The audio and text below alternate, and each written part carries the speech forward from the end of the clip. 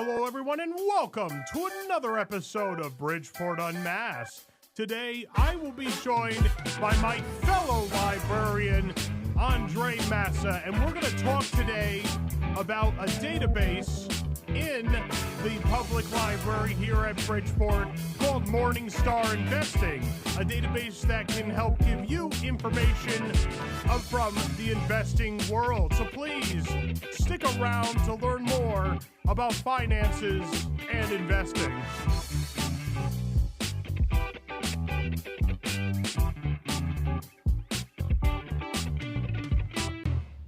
Hey there, everybody. So before we get started, just want to throw this out there. We will be talking, mostly my friend Andre will be talking about a bunch of financial things today, financial literacy, how to make investments, and what investments are out there, that type of jazz. We just want to remind everybody that this is strictly educational. Neither of us are financial advisors, and we recommend that before you invest and while investing, you seek the help of financial advisors. Please remember that all investments carry a degree of risk with them. And with that, so I have here my friend and fellow librarian, Andre. So, Andre, you have been with us now on two podcast episodes on Bridgeport Unmasked. Am I the first person that gets that honor? You are the second person that gets that honor, but first is the worst, second is the best. I don't know. True. I pulled that from my 6-year-old memory right there. I've heard various second lines or third lines to that. I'm not sure which one is the accurate one. Anyways, so the first time you were on here, you talked with me, really debated with me about the nature of the hauntings at the haunted house on Lindley Street, and today we're talking about investing. So in other words, one of your talks is all about a very scary thing that seems to come from another world, and the other one was just about ghosts. A lot of people get scared away from investing, and we hope that with a little bit of knowledge, especially since one of the points of the library is to increase financial literacy. It's even included in our mission statement. We hope to alleviate both the fear and the ignorance, at least a little bit today. So, Andre, what's going on with you? What's up here at Beardsley Branch Library and all that jazz? Well, there's a lot of cool things that we had here at Beardsley. So, about a week and a half ago, we had a Caribbean steel drum vibe band over here. And, honestly, 10 out of 10 would recommend. It was a fantastic show. People had fun. It was probably easily one of the best holiday concerts I've actually seen since I've been working here for now close to 3 years right now. Last Saturday, we actually had Frosty the Snowman, who actually came here, and nice. a lot of children had fun decorating cookies and getting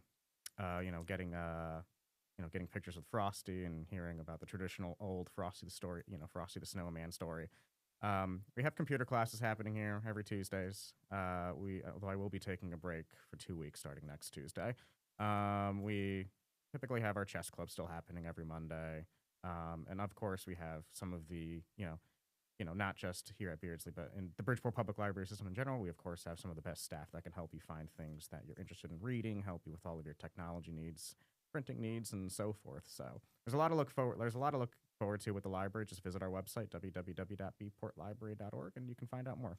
Well, thank you very much for that amazing segue, because that is also the website to go on to access the database that we're going to talk about today, the resource that the library paid for so that you get it for free, Morningstar Investing. To access Morningstar Investing and the other databases that we have on the library, please go to that's the letter B, portlibrary.org, click on Digital Library, scroll down to Morningstar, and then all you'll need to do is type in your library card number. If you don't have a Bridgeport Public Library card and you are a resident, you work for the city, or you are a student at Bridgeport, then you can come to any of the Bridgeport libraries. There's 5 Bridgeport libraries open currently, and you can come down to any of those, and they'll tell you what you need to bring and show to get yourself a library card. Library cards, again, open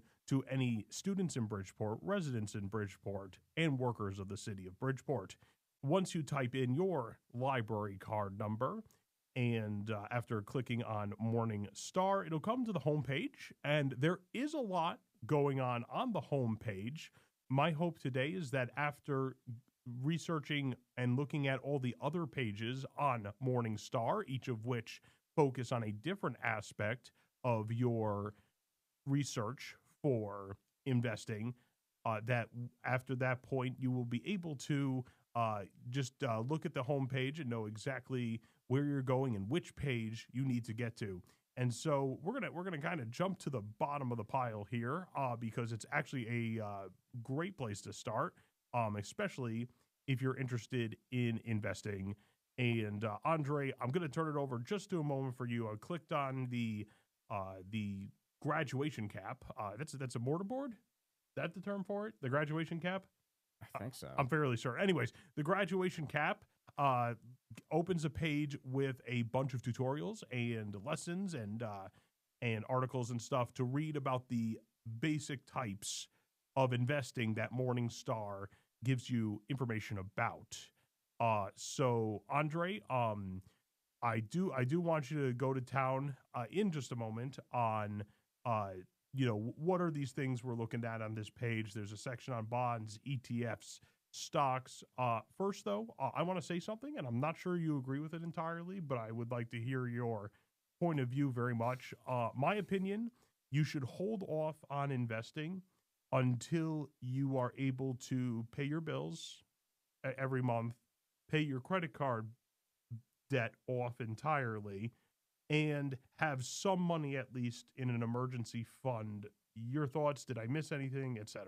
That's true for the most part, because definitely with credit card debt, because credit card debt has such a high interest rate that you really want to get those things paid off, because or else it just snowballs into something that you can't pay off. I mean, for things like, debt that has a smaller interest rate on it, I mean, you don't necessarily have to have those completely paid off before you can start putting money into a Roth IRA or a traditional IRA, or start putting some money away for retirement.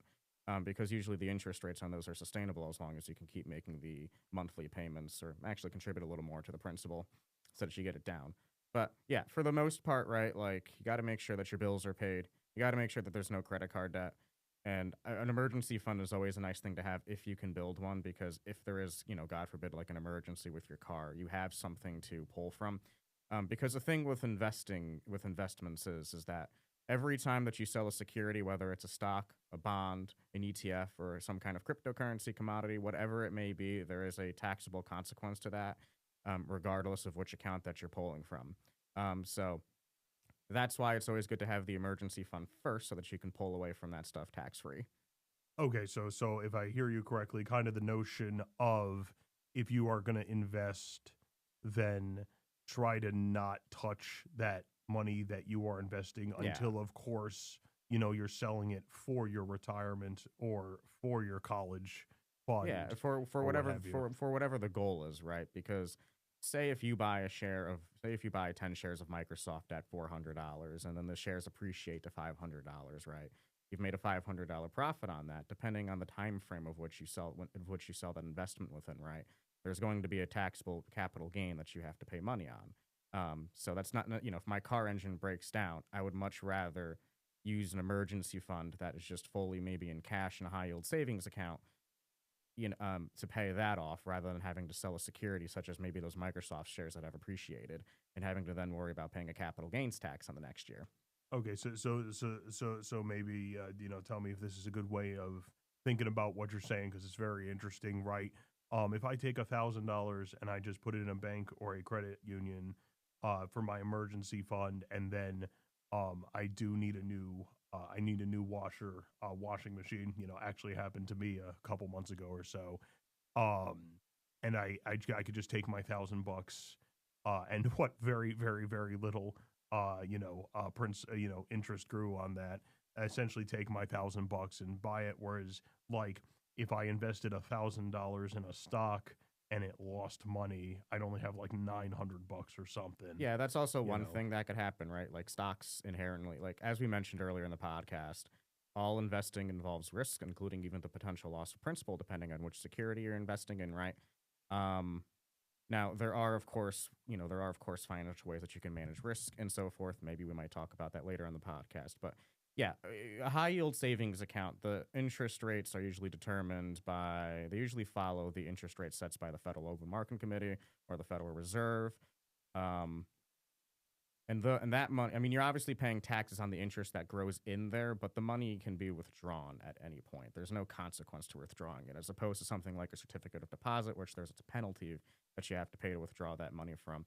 Or in the case of a stock, right, you could have that $1,000, but because the markets are so volatile on a day-to-day basis, you don't know if that $1,000 could be, say, 900, or it could be 2,000. It could be 5,000, depending on what you invested in, right? But you just don't know. So for something like an emergency fund, right, something that you know that you want to be there, usually high yield savings accounts are the best way to do it because you have a way to let that money grow at a decent rate. Right now, I think a lot of high yield savings accounts might be doing, like, between 3 to 3.5%, and you have the flexibility to withdraw that money whenever you need to. Okay, and so we already we've been throwing around some basic but sometimes quite confusing. It's I've been learning about them for years and still learning things about it. Terms that are related to investing. I think, and certainly I did and probably still do when I hear investing. The three words that pop into my neurons pretty quickly are stocks and bonds, and in fact on Morningstar, there are two entire courses, one on stocks, one on bonds. Andre, could you please give us the crash course on what those are Yeah. and your thoughts thereon? So a stock is essentially an ownership of a piece of a company, right? So companies can be usually publicly or privately traded. We obviously are dealing with companies that are publicly traded on the New York Stock Exchange or the Nasdaq Stock Exchange, right?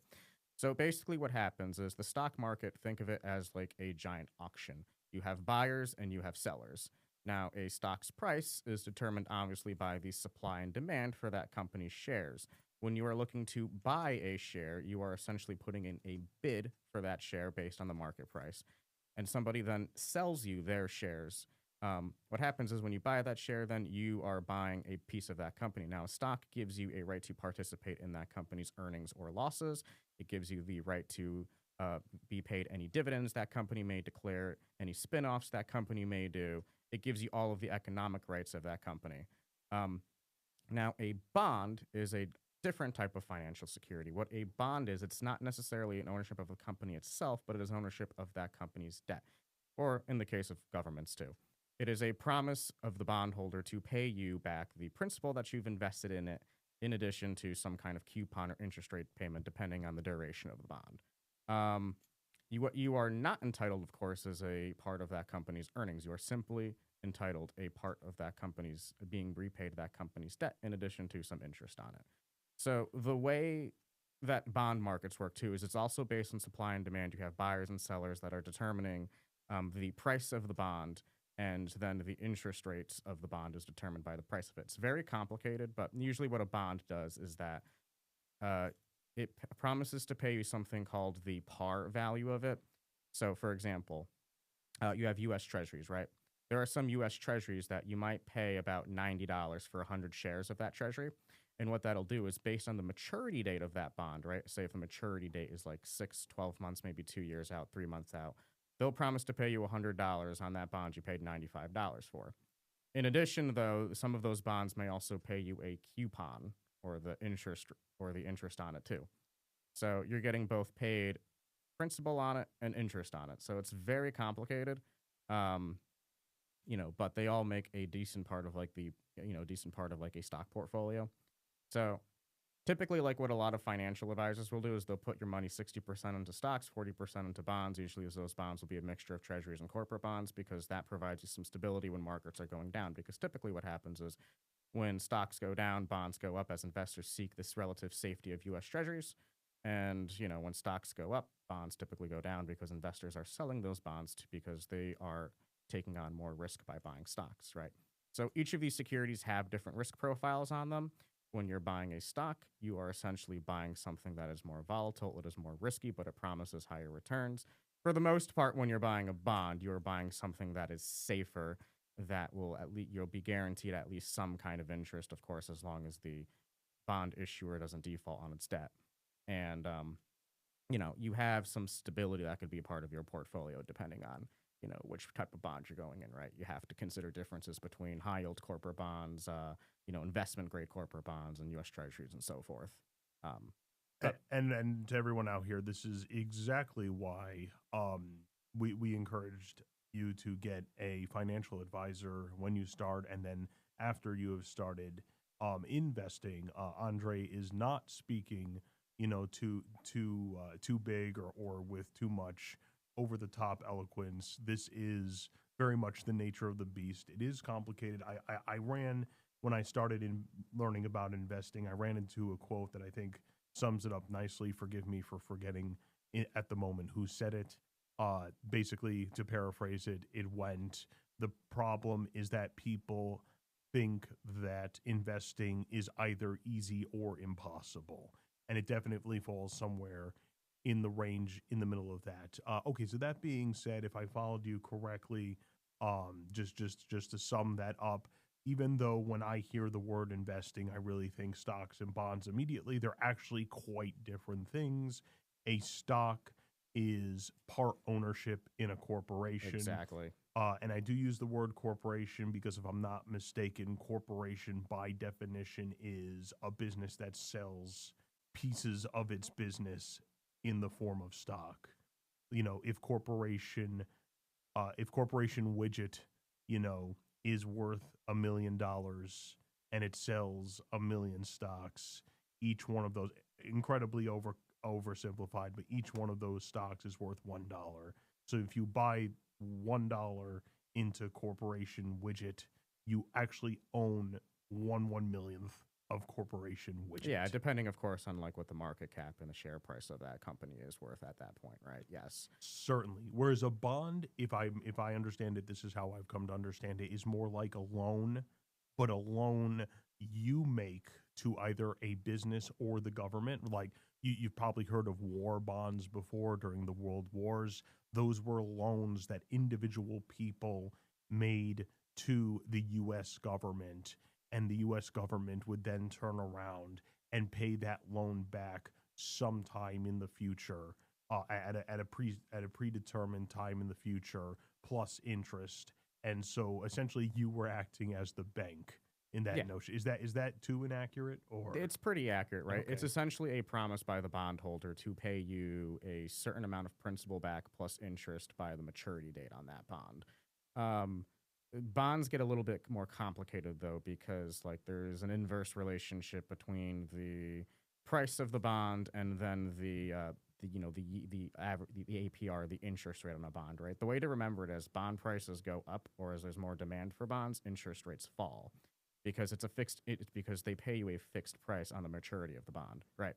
So obviously, if I pay $95 for for some U.S. Treasuries that are maturing in a year, there's going to be a certain interest rate that comes with that, right? The interest rate would be calculated by, the difference between the $95 I pay for the bond right now versus the $100 that the U.S. government will pay when it matures. That difference is then calculated as the interest rate. But say, obviously, what happens is, what if I pay $97 instead of $95? What's going to happen, right? The interest rate on that bond is going to fall because now I'm paying $97, but I'm still going to only get $100 when it matures, right? So I didn't know that. That's very interesting. Yeah, okay. So that's why bonds are often called things like fixed income, because as the prices of the bond rise, or as there's more demand for bonds, the interest rates themselves fall. Because to keep in mind, right, bonds are always going to pay you the same amount on maturity, and the interest payments, they pay you semi-annually. The coupon payments are going to be the same regardless. So usually, if you're paying more for a bond, generally the interest that you're going to get, assuming you hold that bond all the way to maturity, is going to fall, because the price, because the money that you get both on the maturity of the bond and of the interest payments isn't going to change at all. Okay, so let me see because that's new information to me. If I pay $90 for a bond, and when it matures, in other words, when it's time for the business or government that I loaned the money to, essentially through my bond, to pay back, and I said, and when I bought it, they said, okay, we'll pay you $100, and then like a year later, it only costs like $40 to have that bond, then oh well. I mean, that's an exaggerated example, but yeah. Yeah, and actually that's an interesting point you bring up too, because because bond prices are also constantly fluctuating like stock prices too, there is the potential for you to lose money if you sell a bond past, before its maturity, right? Like in your example, right, if you paid $90 before the bond and then the price, God forbid that would, because that would cause a collapse of the global economic system if we saw bond prices tumble that much. But say, yeah, if the bond price falls to 40 and you sell it before it matures, yeah, you'd technically lose money on that investment. That's why we mentioned earlier is that all investment carries risks. Because even with something that could quote unquote be as relatively stable as like US treasuries, which are backed by the ability of the government to tax its citizens, if you sell that thing early, you could potentially lose money. Because as bond prices go down, interest rates would go up. Absolutely. I mean, that being said, there is also setbacks. I won't call it risk. I don't think I should use that word in two completely different ways, but setbacks in just shoving your money under a mattress, as they say, because of inflation. If you had just cash under your mattress per se, the value of that cash would go down over decades because a dollar. I don't think I have to tell anyone listening to this that a dollar doesn't go as far as it did some decades ago. Yes, on the tutorial page here on Morningstar, a whole course on stocks, whole course on bonds, a whole course on portfolios, which, forgive me if this is an oversimplification, is basically everything you have invested, just the list of all you have invested. It's a collection of everything you've had invested, and then it's usually like the weighting of, what a certain investment you have is in your portfolio, right? So if, for example, I have a portfolio that has like it's worth $10,000, $5,000 of it is in Apple, and like maybe $2,000 is in Microsoft, and then I got $3,000 in bonds, the portfolio weighting of that would be that 50% is in Apple, $2,000 of 20% would be in Microsoft, and then the 30% would be in treasuries. Absolutely. And there are a few other lessons on this page, but we're going to have you in slight suspense for a moment or two because I want to come back to those in just a moment. So if you click out of the tutorial page and click on the one that looks like a bar chart, right, a bunch of lines going upwards, and in fact is named chart, you can use this page to determine what the value of a stock, bond, and other investment tools that you can buy, including those we'll talk about in just a moment, by searching here, right? So if Widget was a real corporation, I'd be able to type in Widget here to the into the chart, and I could see how each of those stocks, remember those 1 million stocks, how much they're worth and how much their worth changes over the course of a day, several days, a month, several months, a year, and several years, because each of those 1 millionth part of their company, it doesn't keep the same value. And in fact, that's, to very much oversimplify, how investing works, right? You hope to invest at a lower level and then sell at a higher level. Andre, your thoughts on the fact, and I found this fascinating, but it made so much sense. Everybody has heard buy low, sell high, but so many people do it backwards, not because they're stupid or they don't know that saying, but because like when a stock or a bond is doing really well, especially a stock, right, they're a little more flexible. When a stock is doing really well, people are like, oh, we should buy this because it's doing well. And then when it stops doing well and its price decreases, they're like, oh, we better sell this before we lose more. So people often buy high and sell low. Yeah, so like that is such a like microcosm of the way that investor psychology works, right? Because everybody knows that you should obviously buy a security when its price is low or when it's undervalued, and then sell when it's overvalued or the price is high. But oftentimes what happens is there's a lot of emotions that come into play. And this is why, frankly, people get financial advisors, because financial advisors are able to manage the emotional turmoil that could happen with the day-to-day moves of the market. Because the reason why people end up buying high is because it's a phenomenon known as fear of missing out, right? When you see the price of a company or a stock go up, people tend to talk about it. They tend to talk about maybe how revolutionary the product that the company is making is going to change things. People start to tout that earnings growth is going to is going to grow exponentially, and people start piling into that security. Now, as I mentioned before, right, what fundamentally determines the price of a stock? It is the supply of the shares being on sale, and it is the demand for that stock. So as more people go to buy it, the price goes up, because then in order for those buyers to acquire the shares, they have to they have to up their bid so that more sellers can come into the market. And conversely, the reason why people end up selling low when the price drops is because the sentiment on the stock or the company ends up going negative to the point where everybody wants to get out because they see that the future is bleak for it. Maybe there's a competitor that came in that offers a superior product, and the outlook for earnings isn't going to be great, or maybe the company might even be going bankrupt. And everybody then tries to pile on and sell those shares. And what happens when there are more sellers that enter in the market? As there's more supply for those shares, sellers end up having to lower their prices or lower the prices for their shares in order to attract buyers at lower levels. And so the way that you have to manage that emotion, right, is a lot of people end up becoming afraid of investing because they're afraid of losing money. And that is a legitimate concern. We all work hard for our money. We don't want to lose money, right? But markets, even indexes like the S&P 500, the Dow, and the NASDAQ are so volatile on a day-to-day basis. But if you zoom out on those charts to like 5 or 10-year or even 20-year horizons, what you then see is a straight line up. And so the key to managing investing, right, is to manage your emotions and to have a long-term horizon. And to be honest, it's also to pick things that are simple. It is to pick things that you fundamentally understand, and that's why most financial advisors end up having people go into like index funds like the S&P 500. Okay, couple a couple of things there that really resonate with me and my financial my financial story, which interestingly began with a book that I encountered unintentionally here at the library, by the way. One, financial literacy is very important, and I think I should have like come right out at the beginning of this. Perhaps even more important or as important to financial literacy is financial emotional control, especially if you're going to do the stock thing. It's scary. It plummets. It rises. Theoretically speaking, though, if you work with a financial advisor, hopefully you'll lower the risk of this. Theoretically speaking, you could lose everything that you have invested in a given stock. Not trying to scare you away from that avenue of investment, but you do need an emotional control.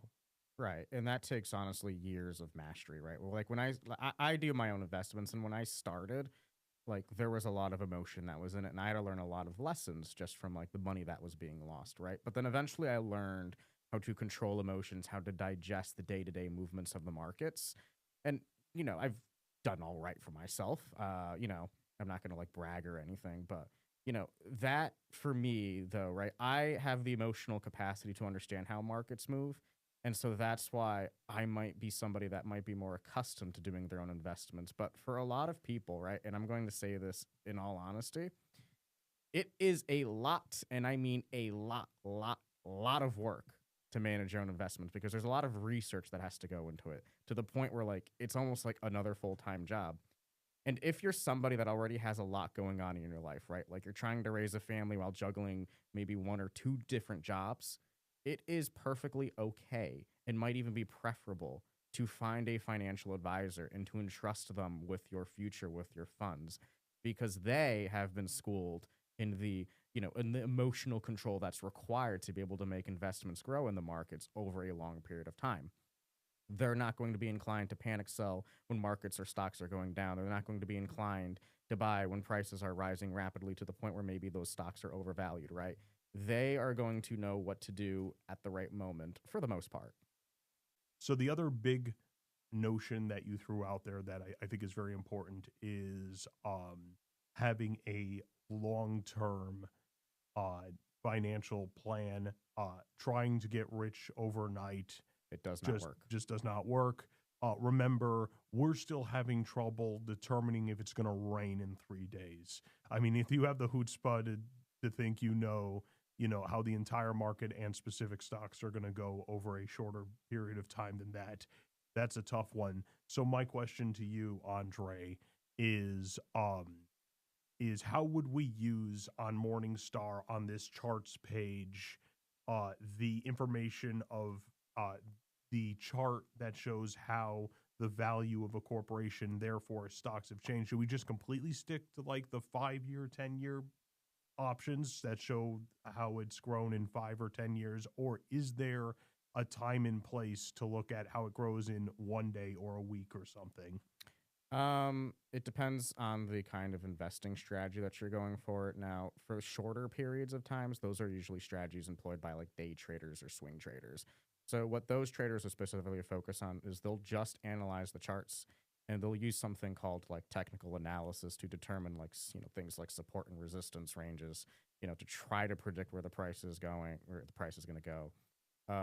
If you're a day trader out there, good for you. It's not really my thing. I typically like to do what's called fundamental analysis, which is what you're talking about, right? Is like the 5, 10-year, 15-year horizon. And what that does is it means that I research the company, what their product might be.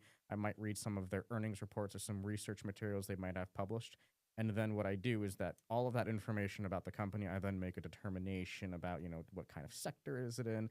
Is the product or service they're offering revolutionary in that sector? What is the prospect for, earnings growth, for revenue growth, and all those kinds of things? What is the price to earnings ratio of that stock? The stock price in relation to its, to its projected earnings growth. These are all things that as I research, I consider, and then I make a determination that if I hold this security for something like 5, 10, or 15 years, is it going to grow or appreciate in value? And once I do all that research and I answer that, and I make a simple yes or no question, I might buy that security. And, typically then my strategy is to, it's never to sell it out of panic. It is to just simply hold it. If the price drops of that security below what I bought it for and, I still believe in the fundamentals of that company, I might even buy some more shares of that company, depending on if my thesis that I've developed about the company is still true or not. Oh, absolutely. Mistake I made was research a little bit at first and then don't follow up with research there. As far as research goes on Morningstar, you can get articles, which are just one part of the many things you research. These articles are on the. I'm sorry, I have no idea how to describe this shape that you would click on Morningstar. It's the icon below the home button. I don't know, what would you call that, Andre? It kind of looks like a roundabout with like a road that looks like that a dot. turns. Looks like a dot plot. To be A honest. dot plot? Okay. Yeah. Now, since I've never heard of a dot plot in my life, that was probably why I wasn't identifying that. Yeah, so we have articles here, articles that talk about the U.S. market, other countries' markets, and also specific things going on in governments that might be a consideration if you're investing.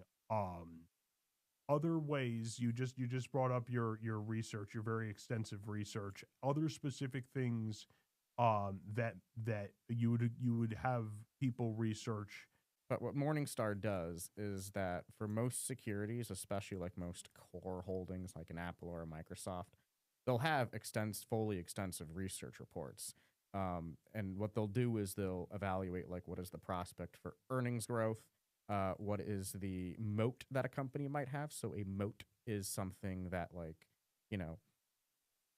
it is a competitive advantage that a company has in their specific sector or industry, right? So something that might be a wide moat will be something where it is almost impossible for a customer to be able to switch to another product.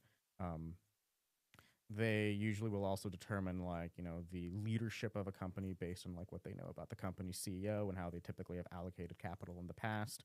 And there's also like a risk part of those earnings reports too. So they'll often assign things like low, medium, high, or extreme, depending on like what the risk is for a company that they'll be able to, achieve what they want to achieve or not. And then what they finally do is like, and this is where like there is a disclaimer that Morningstar puts, but what they do is they assign like what is a quote unquote fair value for the stock. Now, like, be careful, right? Because like while the fair value that Morningstar will assign for a stock is based off a lot of expertly research based on the company's earnings reports and models of growth that they use and so forth, they're not guarantees, right? Because as we mentioned earlier before, all investment involves risk.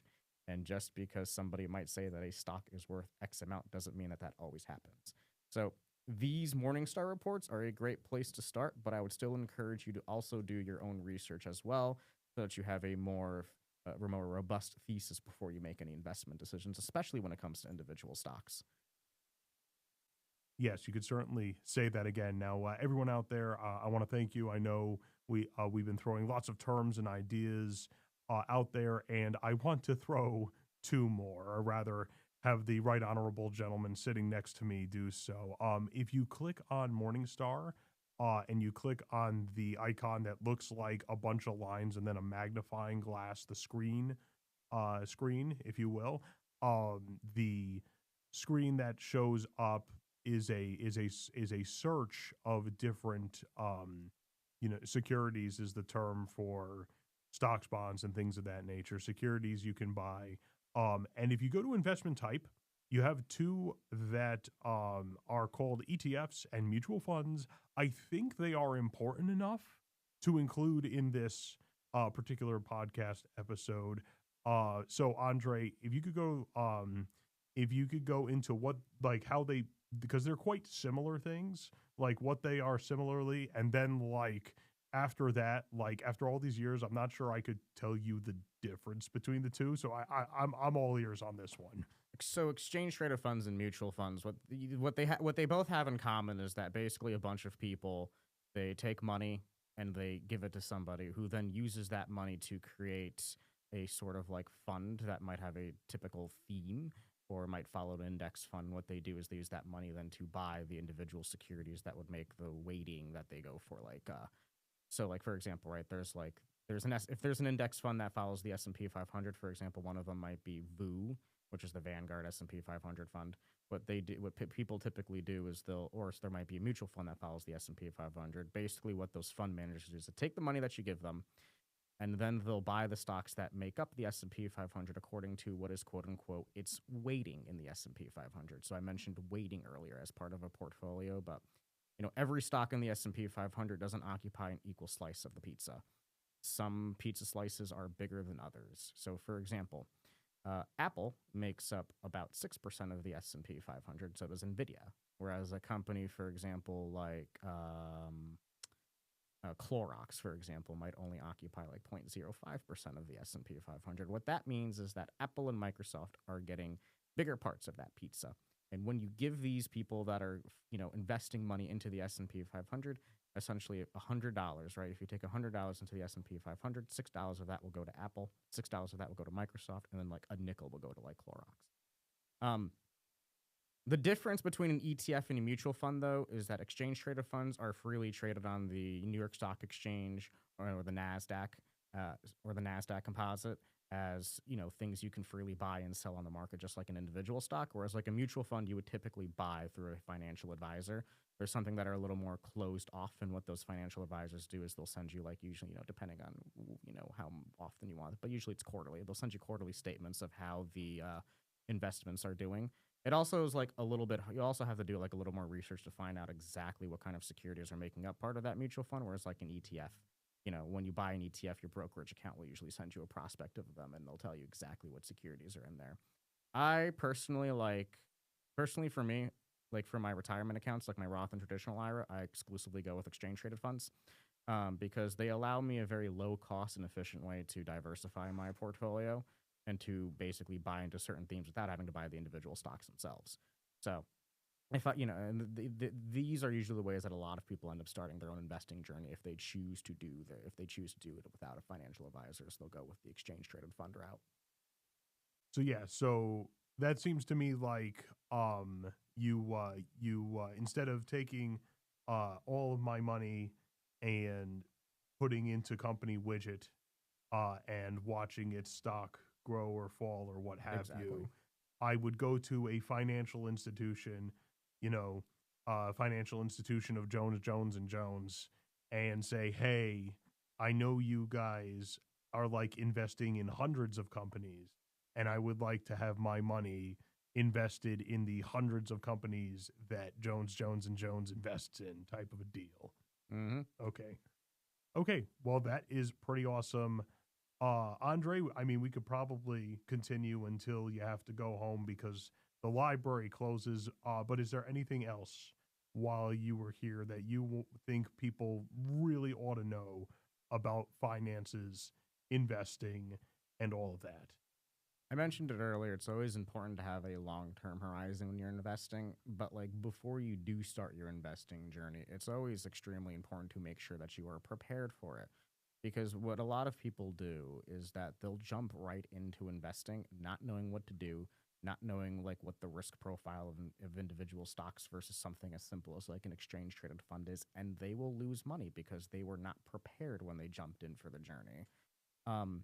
And that's why we offer Morningstar, right? Because Morningstar allows you to, especially with like the investing classrooms, right? It allows you to have the resources to start that preparation, to start that research, so that when you are ready to invest your first dollar, you'll be all the wiser with where that dollar should go, right? Because it's very easy to open up something like a brokerage account and be like, oh, everybody's buying like this really cool meme stock, and then to put money into it, but without really understanding what exactly it is you're putting money into it. And that's how people end up getting burned or they lose money. That's something that I wish that I knew when I started investing, right? And believe me, I had to learn a lot of hard lessons that the market has taught me. But if I had a resource like Morningstar, I would have been like much more prepared. And, it's definitely something that I'm proud of that we offer here at the library, because it gives you all the opportunity to really prepare for your own journey, depending on where that journey may be. But have a plan, when you're investing in, like, have a time horizon. Like, what are you going to use that money for? You can use it to buy a house. You can use it to grow your retirement account. Once you have that plan, research, use Morningstar to become prepared. And then when you're ready, you would choose the right account, whether it's an individual brokerage account, a 401k or 457, depending on your employer, or, a Roth or traditional IRA. But, to talk about those different accounts too would have to be a time for a different podcast, because there's honestly so much I could talk about. But that would be my three things: be prepared, have a time horizon, and make sure that you are emotionally in control. Certainly, and feel free to go on to our website, that's the letter B, portlibrary.org. Click on Digital Library, click Morningstar, and then type in the number underneath the barcode on the back of your library card. And with that, thank you so much for joining us for another episode of Bridgeport Unmasked, the Bridgeport Public Library's podcast series about all things Bridgeport. Today, it's been me, Librarian Adam, and my co-worker, Librarian Andre, and we have been talking about Morningstar, the library's database, where you can get information about investing and finances. Thank you so much for joining us today. Consider watching, or rather listening to, another episode of Bridgeport Unmasked.